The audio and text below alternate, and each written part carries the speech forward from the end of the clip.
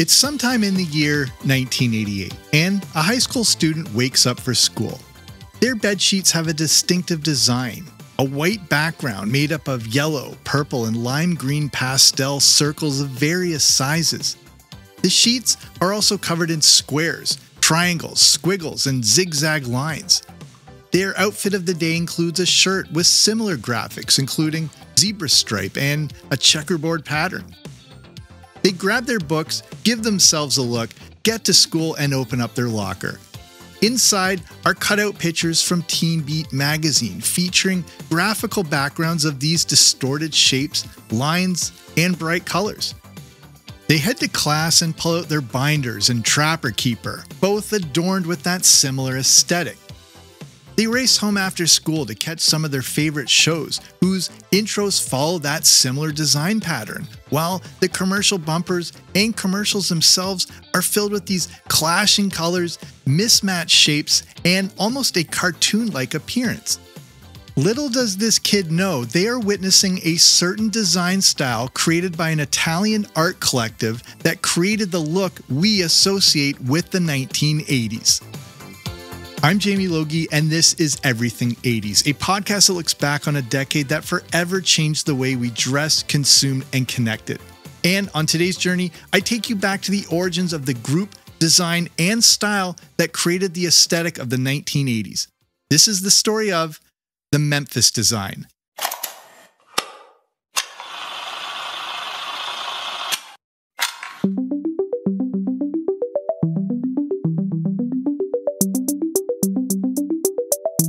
Every decade has a certain aesthetic that defines that era.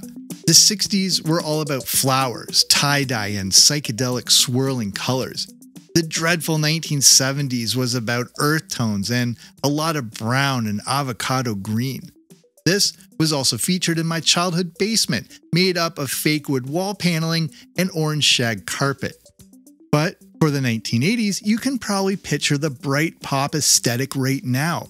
All you have to do is envision that Saved by the Bell opening or any of the binders and folders you probably had in your backpack that were filled with bright colors, mismatched shapes, and kind of a chaotic pattern. You just have to look at the artwork logo for this podcast to picture what I'm talking about, as it perfectly encapsulates this time period. Shout out to fellow Canadian Janet Cordahai, who is the super talented designer who created it. But where did this style we associate with the 80s come from?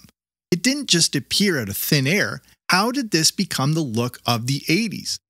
Well, it started with a collection of artists called the Memphis Group, and they may be the most important 1980s group that you've never heard of, as the 80s as you recognize them wouldn't have happened without them.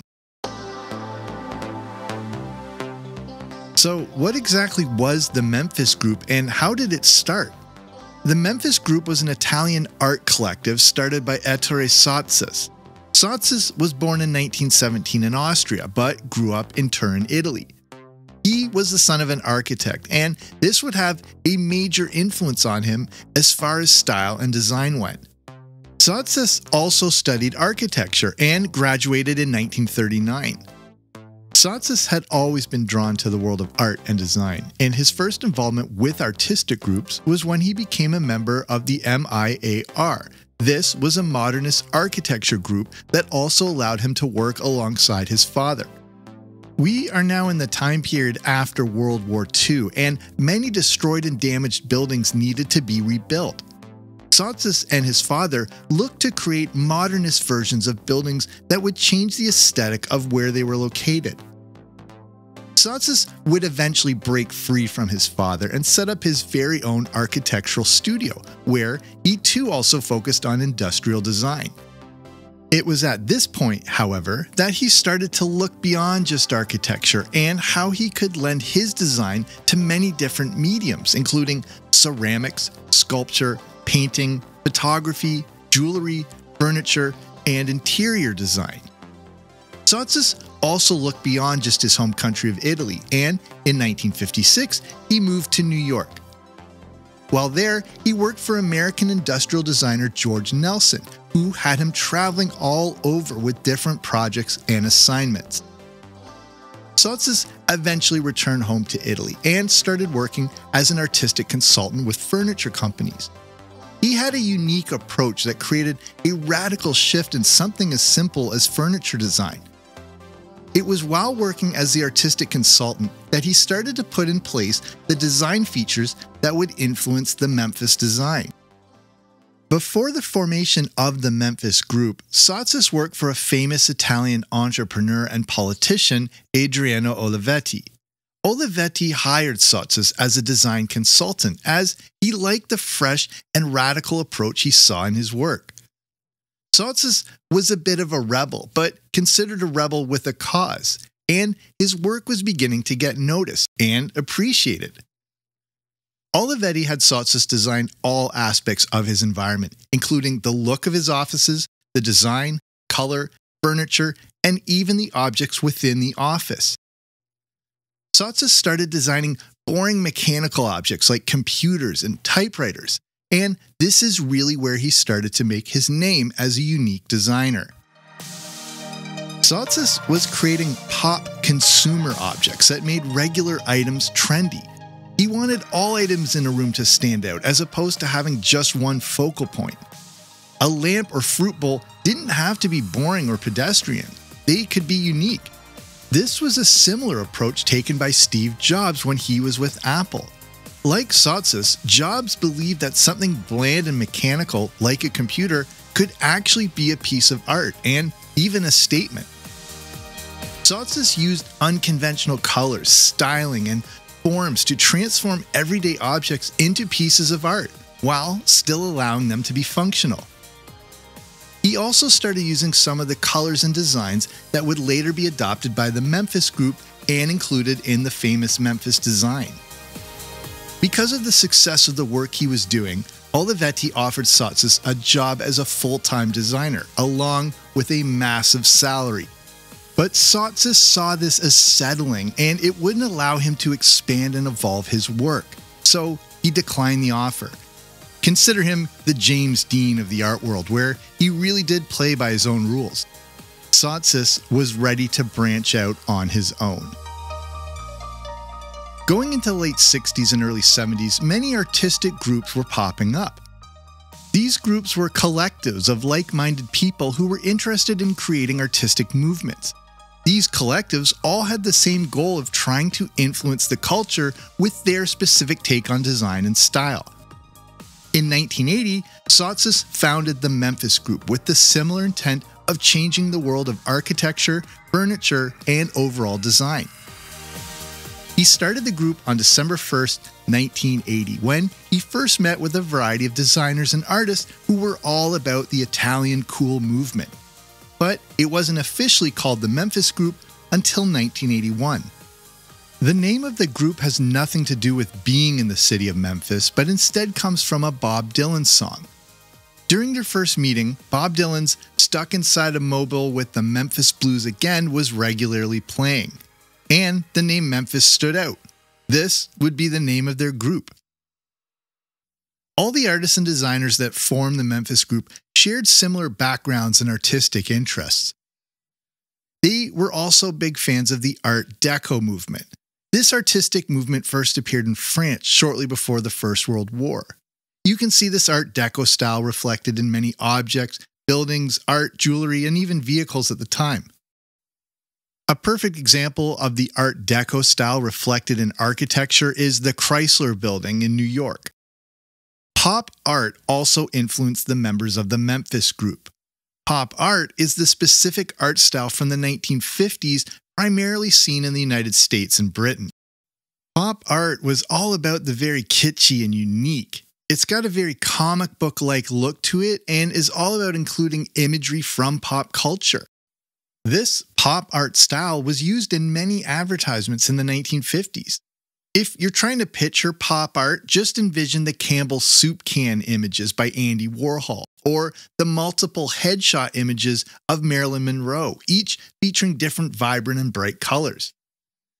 And just to give another example of pop art, if you grew up in the 80s, just picture the set from Pee-wee's Playhouse. The goal of the Memphis Group and Sottsass himself was to be innovators while still being provocative and maybe a bit controversial. The group really transcended every type of practice and explored their own curiosities to create their art and designs. The Memphis Group soon made a big splash in the design world with their postmodernist furniture design, and their unique style soon captured the attention of the art world. Taking their influence from the 1950s, Art Deco, and pop art, they started putting out furniture that looked like it was right out of a painting. Their work featured colorful, geometric-shaped creations that could be seen as odd or bizarre to the regular person. However, this style was embraced by celebrities at the time, including Andy Warhol and David Bowie. Their first big showcase to the world was in 1981 at the Salone del Mobile, which was a significant furniture design fair held in Milan, Italy. They debuted many pieces at this fair, but it was their furniture designs that became the focal point. Every piece of furniture they created was given the name of a famous hotel such as Bel Air, Plaza Vanity, or Sheraton. They were simply taking lower budget items and materials and putting them together in this bizarre fashion, but then giving them high-end names. This was the essence of faux chic. This new, bizarre, but unique style was confusing some people, but enthralling others. No matter what the reaction was from people, there was still a reaction, and the exhibition soon became overrun with visitors. Everyone was clamoring to see this new art style being unveiled. There were so many people swarming to get into the building that when members of the Memphis Group arrived, they thought there had been a terrorist attack. The crowds they saw were there for them. The very essence of the Memphis Group was about pushing boundaries. They were all about radical design, and this was the bedrock of what they would soon dub the Memphis Design. Up to this point, much of the design world had been about modernism, which was very minimal and practical. The Memphis Group believed modernism put designers and artists into a box, and the 1980s shouldn't reflect this. A new era of design and art was needed to reflect a new and changing decade. The Memphis Design was all about being radical. It was a response to the bland, minimal, and practical design that was created in modernism. This was very apparent in the 1970s, which embraced that minimalist and neutral aesthetic. But this was a brand new decade full of change and hope, and it was time to abandon all the drudgery and despair of the 70s. Modernism was boring and nerdy. The Memphis Design was cool and unpredictable. If design styles were music, modernism was elevator music. Memphis style was punk rock, and it was kicking down the doors of previously accepted norms. The Memphis Design was all about those big, bold, and bright colors, bizarre shapes, and mismatching styles. In Memphis Design, colors clash and shapes sit on top of shapes, but everything pops, and this really was a great way to represent the 1980s. The Memphis Design was counterculture and rebelled against the aesthetics of the previous decade. This new decade we were living in was not only about change, but innovation and experimentation. And the Memphis Design also embraced the change in technology we started to see in the 80s. We were now into more of a computer age, but thanks to technology, also had access to new materials. We now had new options such as laminates, plastics, and synthetic materials that offered new possibilities for designers. The change in technology allowed a new generation of designers to break free from traditional materials and express themselves in a whole new way. And that's really what Memphis Design was all about: self-expression. The 1980s were a decade that were defined, for better or for worse, by individualism. Memphis Design perfectly captured this new moment in time. And it didn't take long for the Memphis Design to spread. After the success of the Milan Furniture Fair, the Memphis Group started to see their influence spread around the world, and it would soon make a big splash in North American pop culture.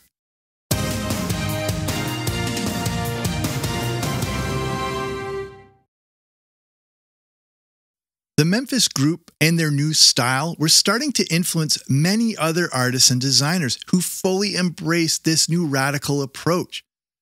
Sometimes it just takes that one person to take the first step before everyone makes a run for it. That's what the Memphis Design was.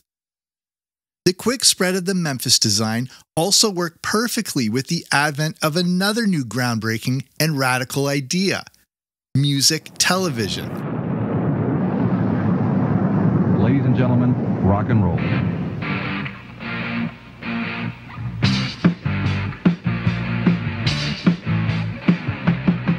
An all-day music channel seemed completely impractical and doomed to fail. But when MTV first debuted on August 1st, 1981, it changed the way we consume music and pop culture itself. I have a previous episode all about the history of MTV and how groundbreaking it was in my earlier episodes if you want to go back and check that out. And it made perfect sense that when MTV first debuted, they used the Memphis Design in their logo, promotion, and introduction. When MTV first debuted to the world, we were greeted with the launch of the Space Shuttle before we heard, "Ladies and gentlemen, rock and roll." And then the screen burst into the MTV logo, made of bizarre shapes, patterns, and colors of the Memphis Design. For many people, this was their first time seeing this unique new artistic style.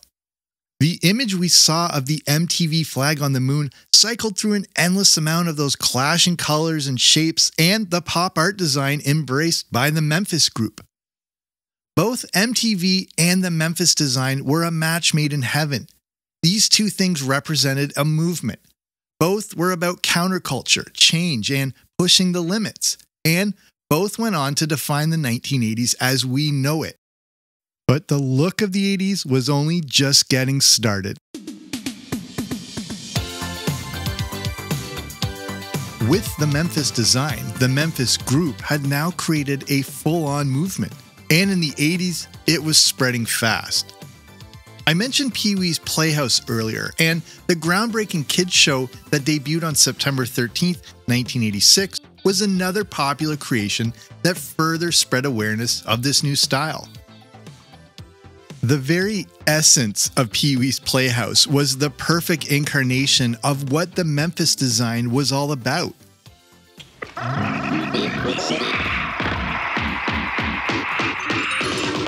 Ready to assist you, Pee-wee. Morning, Conky. What's today's secret word?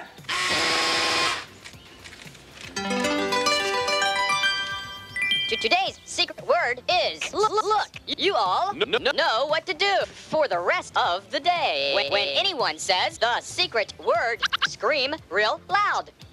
The aesthetic of Pee-wee's Playhouse, a show my mom hated, was all about that radical design and 1950s kitschy appeal. It featured all the designs made famous by the Memphis Group, and the entire set looked like something out of a bizarre fever dream. The red door of the playhouse looked like a shark had taken a bite out of the side. The walls were orange, pink, and green, and the windowsills were yellow. Cherry was lime green, and polka dots and random shapes were everywhere. The kitchen was gray with pink and yellow shapes with checkerboard patterns on the wall. Nothing matched. Everything clashed, but it absolutely stood out. Pee-wee's Playhouse had a big impact on kids and pop culture, and a big part of this impact was the look of the show, all made possible by the Memphis Design. And then there was another massively influential show for 80s kids which also embraced this style. Lockers, the key to my plan. Now Kelly was assigned this locker, which means the one next to it will soon be mine. Hi, you're new here. I'm Zach Morris. And I'm Roger Rabbit, so what? Come on, what's your name? Slater. Well, Slater, too bad you got stuck with the bum locker.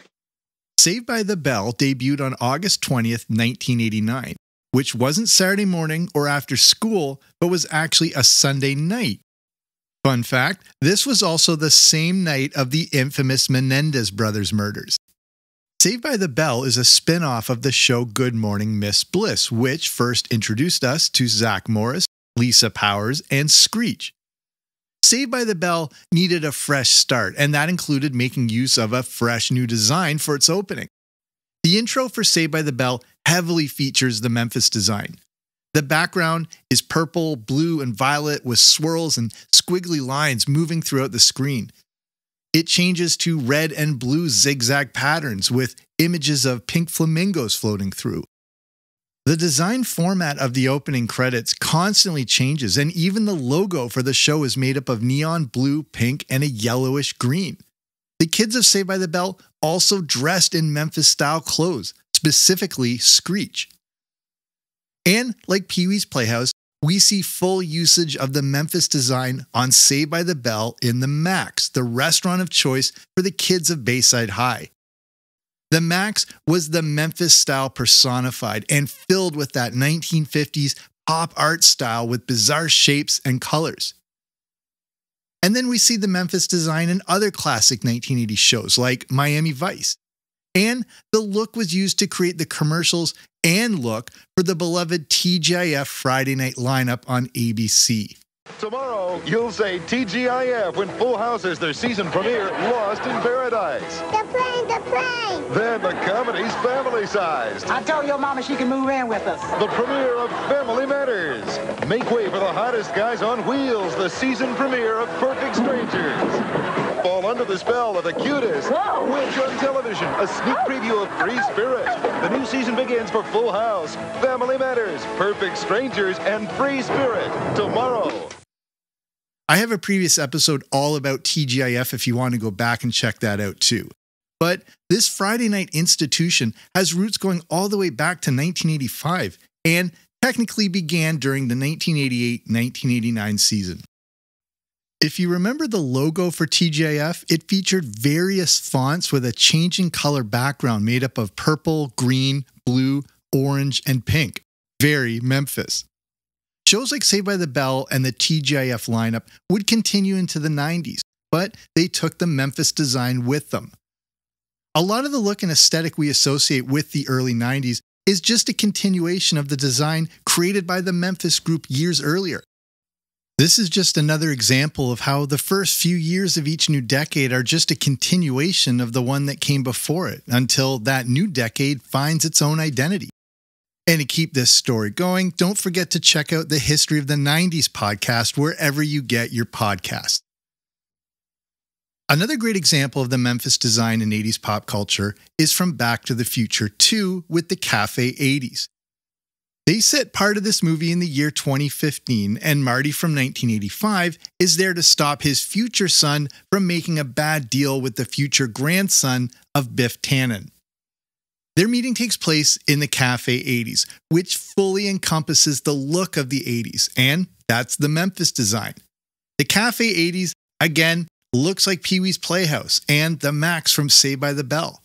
The Cafe 80s features a black and white checkerboard floor. The seats are teal and yellow, and red, yellow, and pink shapes of various styles hang throughout it. Back to the Future 2 was made in early 1989, and the creators of the movie took what they saw all around them during this time to create a snapshot of how future generations would look back on the 80s. But that was some example of the Memphis Design from the world of entertainment. Out in the real world, the Memphis Design was now showing up everywhere else, including clothing, posters, bed sheets, school binders, pencil cases, and many other items. You may have had some of these things yourself. Interior designers who incorporated the movement's bold colors and geometric shapes into everything from wallpaper and fabrics also adopted the Memphis aesthetic to lighting fixtures and home accessories. This helped to bring the Memphis aesthetic into people's homes and made it much more accessible to a wider audience. And then there was the fashion.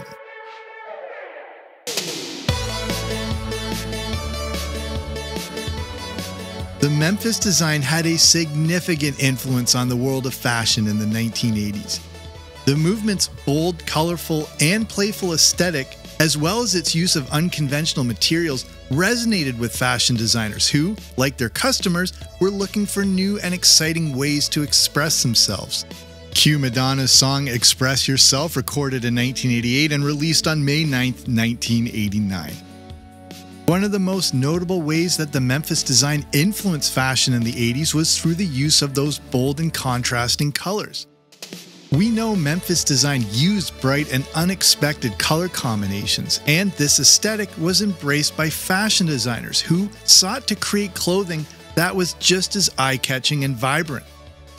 If the 1970s were about blending in, the 1980s were about standing out.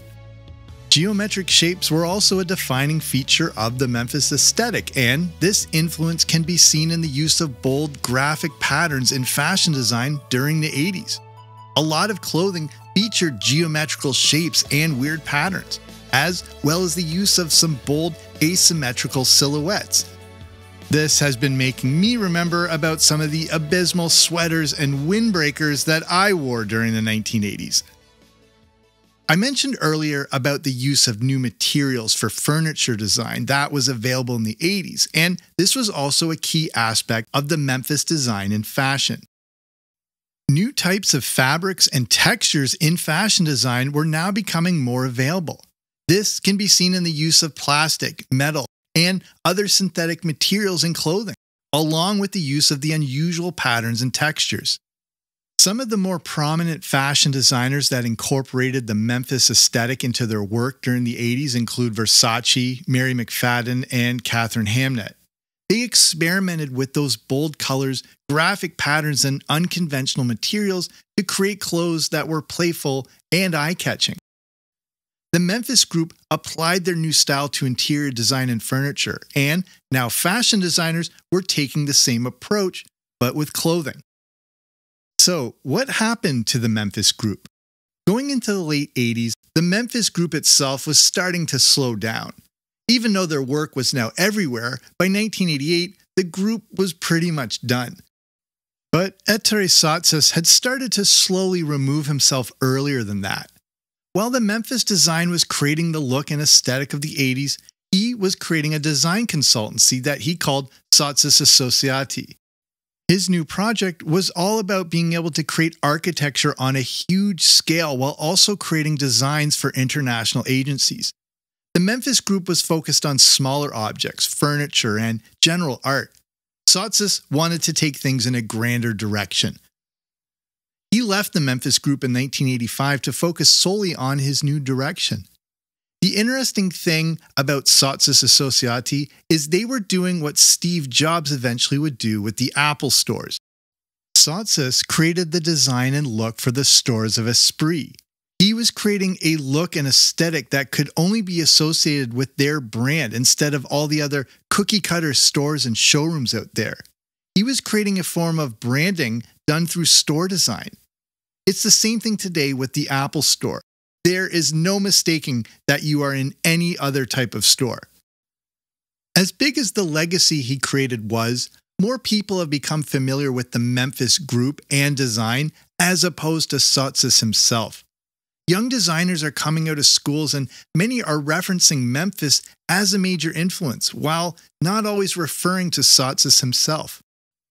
The Memphis Group and design was so massive that it seemed to eclipse that of its own founder. He has left a massive legacy, and it's being shared by museums and exhibitions around the world. And his work has been showcased in museum exhibits around the world. Sottsass died on New Year's Eve 2007 at the age of 90, but he left behind an incredible legacy on the art world.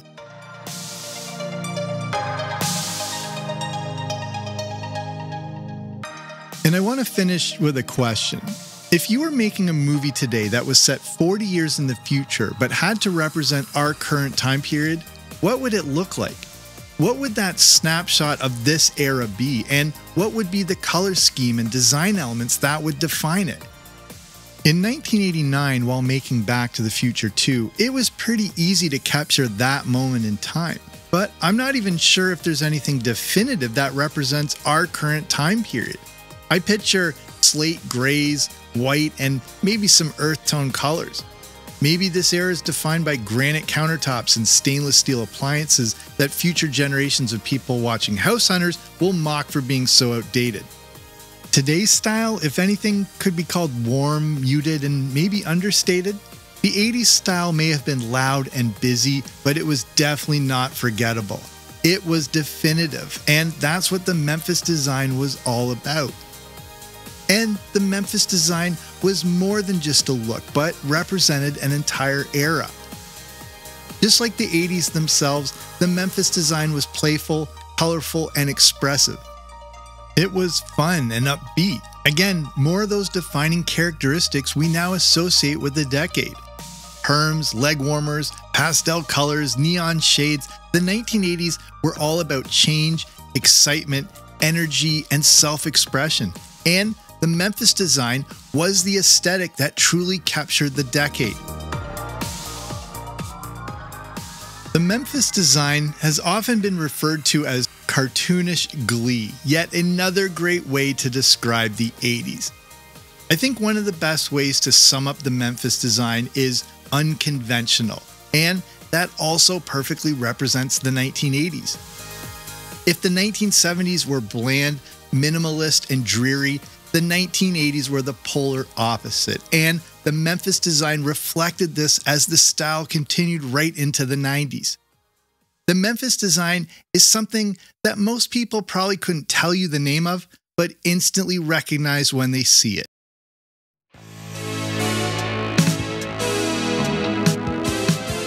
So that's it from me. Thank you so much for listening. If you want some more great 80s content, just dive back into my previous episodes. I've got enough shows there to keep you covered for quite a while. And if you haven't already, why not subscribe to the show so new episodes automatically show up in your feed when I release a new episode. And if you're in a position to do so, you can consider becoming a part of Patreon.com. That's the platform to get access to bonus audio content, including things like the Everything 80s Movie Review podcast, where I review the good, the bad, and the ugly of 1980s movies. If you want to learn more and check it out, you can go to patreon.com/80s. That's patreon.com/80s, or there should be a link in the description. If you really like this show, do me a solid and leave a 5-star rating and review. That not only makes my mom more proud of me, but allows more people to get access to these topics that they've maybe forgotten about or want to dive back into. So thank you for listening. I'm Jamie. This has been Everything 80s, but I'll be back soon with a new episode. Don't you dare miss it.